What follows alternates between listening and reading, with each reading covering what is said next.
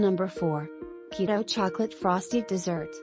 Ingredients: you need 1 cup heavy whipping cream, 1 tablespoon peanut butter, or almond butter, 1 teaspoon vanilla extract, 5 drops liquid stevia, or sweetener of your choice, 2 tablespoons unsweetened cocoa powder, crushed peanuts and dark chocolate shavings. For garnish directions: 1. In a medium bowl, use a hand mixer to beat the heavy cream for a few minutes. 2. Add peanut butter, sweetener and vanilla extract, and blend again until the mixture becomes the consistency of thick frosting. 3.